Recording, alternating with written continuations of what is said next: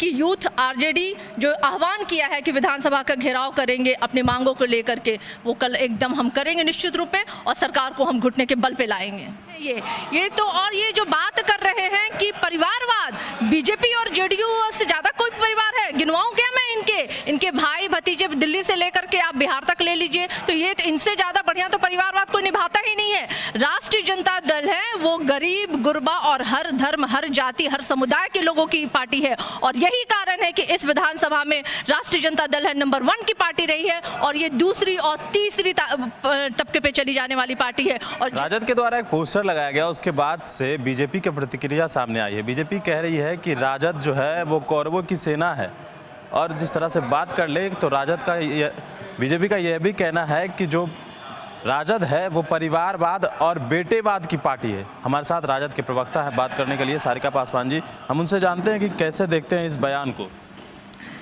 देखिए, ये लोग नागपुरिया विचारधारा वाले लोग हैं, और जो ये कौरवों की बात कर रहे हैं, तो मैं इनको याद दिलाना चाहूँगी कि जिस पोस्टर में धृतराष्ट्र का जिक्र किया गया है, और ये वही धृतराष्ट्र है जहाँ पे द्रौपदी की इज्जत लूटी जा रही थी, फिर भी वो आंख पे पट्टी बांध करके देख रहे थे। और ये सरकार जो पिछले 15 साल से बिहार में है, इनके शासनकाल में ही मुजफ्फरपुर बालिका गृह कांड हुआ, और आज प्रतिदिन प्रदेश में महिलाओं की इज्जत अस्मिता को लूटी जा रही है, उनके साथ सामूहिक बलात्कार किया जा रहा है, हत्या किया जा रहा है, और ये चुपचाप मूक दर्शक बन के धृतराष्ट्र की भूमिका में आंख पे पट्टी बांध करके शासन पे बैठे हुए हैं। तो ये धृतराष्ट्र नहीं है तो कौन है ये तो, और ये जो बात कर रहे हैं कि परिवारवाद, बीजेपी और जेडीयू से ज्यादा कोई परिवार है? गिनवाऊं क्या मैं इनके भाई भतीजे दिल्ली से लेकर के आप बिहार तक ले लीजिए, तो ये तो इनसे ज्यादा बढ़िया तो परिवारवाद कोई निभाता ही नहीं है। राष्ट्रीय जनता दल है वो गरीब, गुरबा और हर धर्म, हर जाति, हर समुदाय के लोगों की पार्टी है,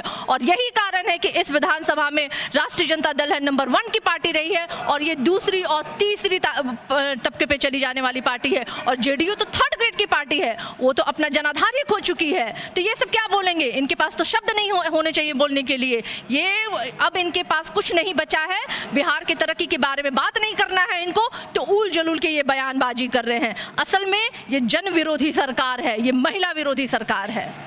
कल जिस तरह से विधानसभा घेराव करने की बात कही जा रही है, तो बीजेपी का कहना है कि परमिशन नहीं है, लेकिन उसके बावजूद भी जो है तेजस्वी यादव लोगों को बुलाएंगे, सड़कों पे दौड़ाएंगे बिना परमिशन के।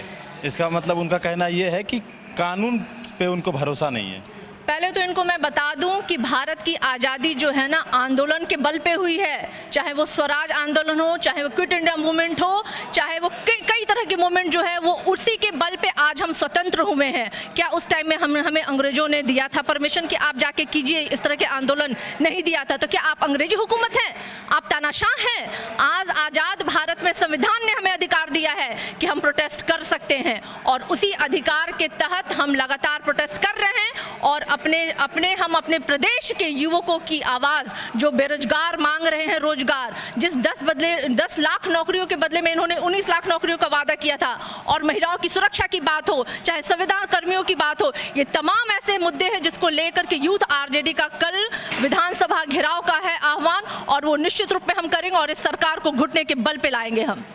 एक सवाल ये है कि कल 23 मार्च शहादत दिवस है भगत सिंह का, और उस दिन यह प्रदर्शन किया जा रहा है, कुछ इस तरह की कोई बात भी है? देखिए, इससे बढ़िया अच्छा दिन तो कोई हो ही नहीं सकता है। भगत सिंह जो है, जो शहीद हुए देश की आज़ादी के लिए, अधिकारों की लड़ाई लड़ते लड़ते वो शहीद हो गए, तो कल के जैसा कोई अच्छा दिन हो ही नहीं सकता है कि यूथ आरजेडी जो आह्वान किया है कि विधानसभा का घेराव करेंगे अपनी मांगों को लेकर के, वो कल एकदम हम करेंगे निश्चित रूप में, और सरकार को हम घुटने के बल पे लाएंगे। कल 23 मार्च है, शहादत दिवस भी है, और विधानसभा घेराव करने की जो बात कही है आरजेडी ने, वो भी कल होना है। लेकिन लगातार जिस तरह से बात कर ले कि बिहार में पोस्टर की राजनीति लगातार होते रही है, और इस पोस्टर के जरिए जिस तरह से शुभम ने जो पोस्टर दिखाया था कि धृतराष्ट्र बताया जा रहा है मुख्यमंत्री और उप मुख्यमंत्री बिहार के जो हैं उनको, लेकिन जिस तरह से बात कर ले कि इन तमाम चीज़ों के बीच कल 23 मार्च और 23 मार्च विधानसभा घेराव देखना ये दिलचस्प होगा कि आखिर कल क्या होता है। बने न्यूज़ फाउंडेशन के साथ, नमस्कार।